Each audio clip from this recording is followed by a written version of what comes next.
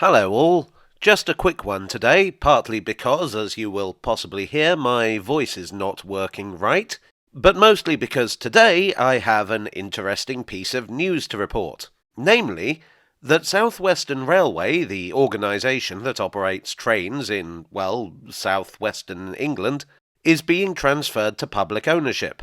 Well, as of today, the 25th of May 2025, it has been, which makes it the first franchise to be renationalised under the legislation to bring Britain's railways back under state control, formally announced last year. Now, there is a big asterisk next to that, which is that several other franchises, as well as Network Rail, are already technically nationalised. Southeastern, LNER, Transport for Wales, TransPennine Express, ScotRail, Northern, and Caledonian Sleeper are all under state control as operator of last resort. Now, it's all very complicated, and I must apologise for the use of legal jargon here, but the operators of last resort are brought in when a train operating company makes a total bish of things, and the powers that be say, well, if you can't run your trains properly, you shan't be allowed to have any. And the train operating company is all, oh, so who's going to run it then? You? Chance'd be a fine thing. And the powers that be are all right, smart guy, maybe we will. And they do. But operators of last resort are meant to be an interim thing, so people don't have to walk home until a new TOC can be found. Southwestern Railway is the first TOC to be taken over with the intent from the start of permanently remaining under state control. C2C is scheduled to go next in July, then Greater Anglia in October. I think I'm right in saying that means most of the old Network South East will be nationalised.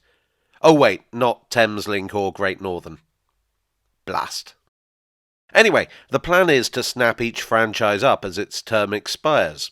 Ultimately, it will all come together under the banner of Great British Railways. It is estimated that this will save up to £150 million a year in taxpayer money.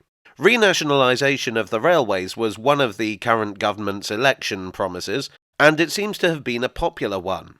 At the last count, 2/3 of the British public favour bringing the railways back under state control. Basically, it's pretty clear that privatisation just hasn't worked in this country. Passengers are still paying sky-high fares for a service with high levels of cancellations, yet which still needs to be subsidised by the taxpayer. The pursuit of profit is not compatible with the ongoing need for investment in the railways, particularly given that franchisees were originally only awarded control of their bit of the network for a term of 7 years. So what I'm hoping for with renationalisation is investment and a willingness to think long-term. Now, of course, nationalisation doesn't guarantee either of these things in itself. I'm under no illusions that this is some magic bullet that will save our trains on day one. The nationalised rail network will inherit the problems of the privatised one, some of which have been in place for decades, some of which were there even before privatisation. It will require a proactive government to improve it, one that's willing to look at what's worked both in the past and in other countries. Further ahead, I'd like to see more long-term investment in the railways, not thinking in terms of the next election, but the next generation. Sure, the press will hoot and jeer about every incomplete yard of track, but while they're doing that, new jobs are being provided, new skills are being learned, and a commitment is being made to the future of the country.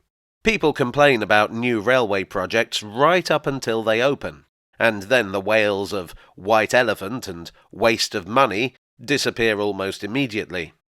Sorry, I've sort of run away with myself there. This was just meant to be a simple report on the renationalisation of Southwestern Railway, and instead I've got up on my soapbox again. Anyway, you should look out for this logo that will be appearing on Southwestern Railway over the coming days. I am cautiously optimistic. Well, I do hope you enjoyed today's video. If so, please do leave a like and consider subscribing for more. I would like to thank the Department for Transport for their assistance in getting this video made. I would also like, as ever, to thank my donors on Ko-fi, on Patreon, and here on YouTube for your support. You are the new sticker to my train. And I will see you all again very soon. Cheerio.